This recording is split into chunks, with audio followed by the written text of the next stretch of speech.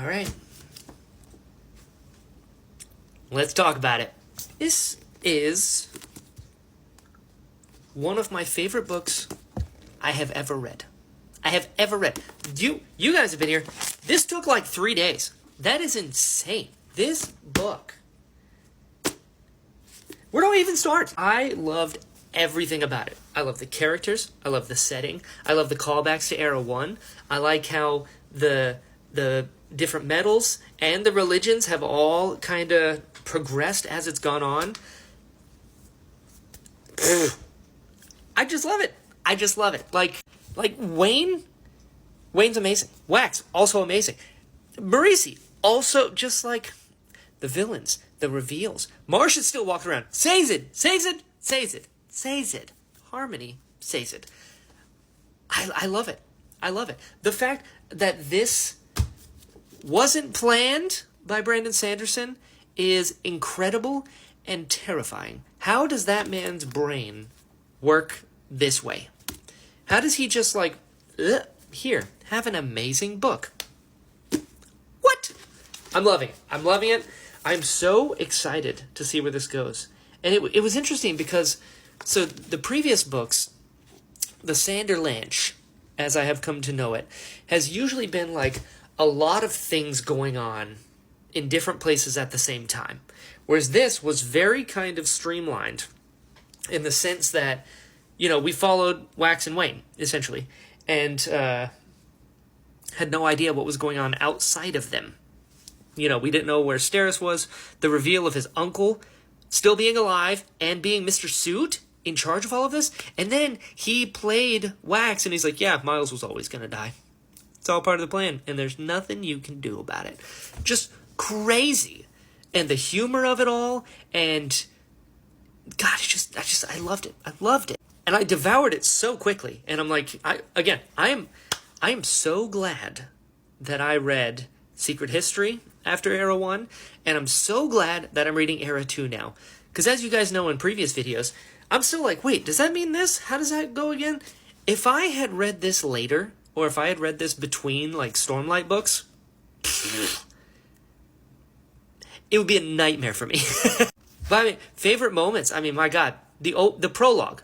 The prologue is one of the coolest openings to any story ever.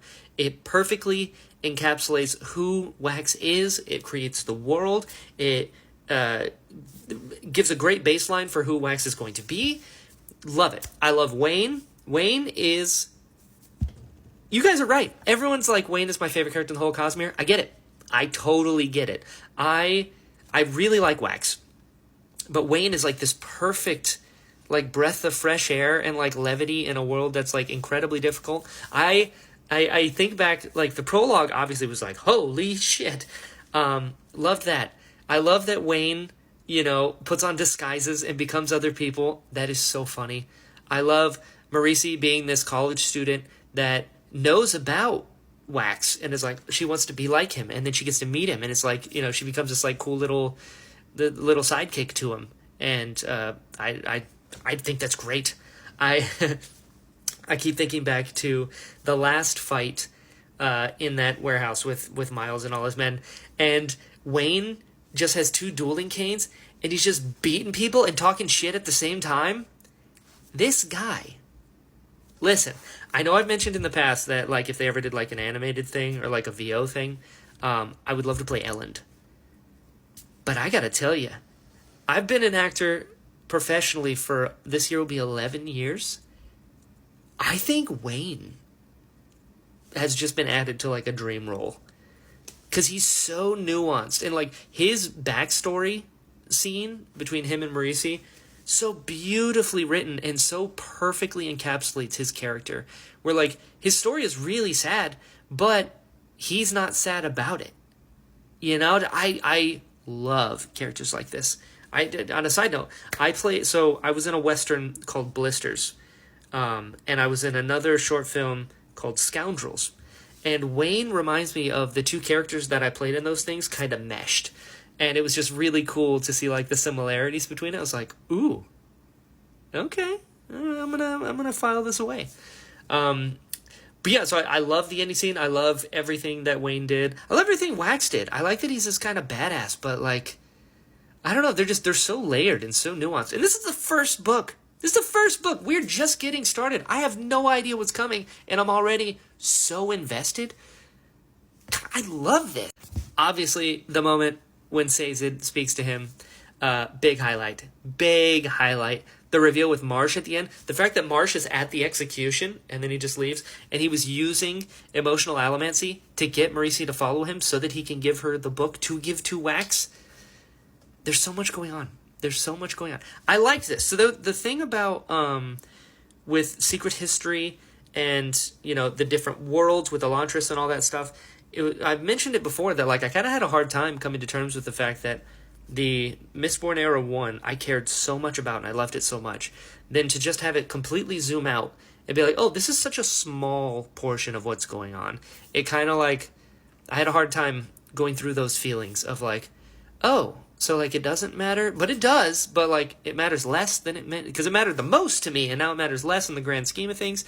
I like how this has kind of brought it back to where it's still, it's Wax, it's Wayne, it's Elendil, it's the little things within this world, and it's, you know, a direct descendant from Mistborn Era 1, but there's still the extra stuff with, like, Sazed kind of being, you know, overlooking everything, but can't get too involved, and then Marsh is there, too.